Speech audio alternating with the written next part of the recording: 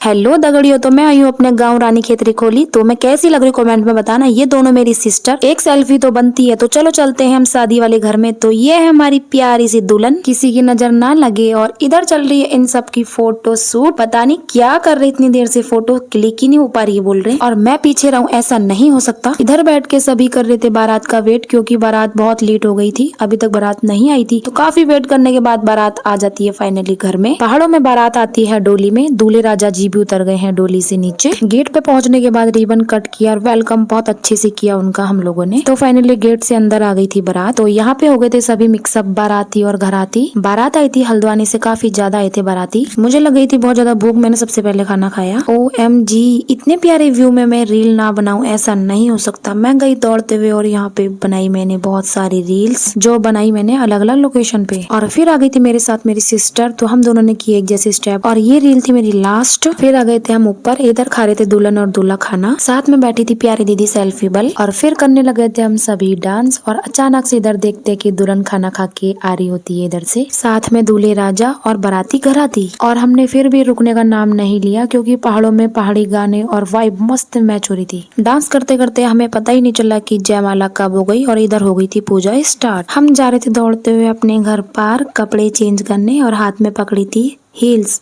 जो पहाड़ों में रहते हैं उनको पता होगा इसका मतलब। जब हम फिर से यहाँ पे पहुंचे तो यहाँ पे हो गए थे फेरे स्टार्ट। और यहाँ पे दुल्हन को सारी गोल्ड की ज्वेलरी पहना दी थी। तो इधर कर रहे थे जबरदस्त डांस चाचा दादा लोग, क्योंकि जो लोग गांव से बाहर रहते हैं वो लोग गांव आते हैं ज्यादातर फंक्शन में। तो ये मोमेंट उनके लिए बहुत ही स्पेशल होता है। और इधर भर दी थी दुल्हन की मांग दूल्हे राजा जी ने। ये मोमेंट मुझे सबसे बेस्ट लगता है शादी में। शादी हो गई थी कंप्लीट, अब हो रही थी विदाई की तैयारी। ये होती है पहाड़ी शादी, जो बहुत ही बेस्ट होती है। जैसे बारात आते टाइम दूल्हे राजा को लाए थे डोली में, वैसे अब बारात जाते टाइम दुल्हन को ले जाते हैं डोली में, जो अभी भी पहाड़ों में रीति रिवाज पुराने चलते हुए आ रहे हैं, जो बहुत ही बेस्ट है। एक बार डोली को थोड़ी सी दूर ले जाने के बाद वापस लाया जाता है, जिसको बोला जाता है द्वार दही। कुछ ही देर में यहाँ पे बारात जाने वाली है और बारातियां यहाँ पे फुल मजे में डांस कर रहे हैं।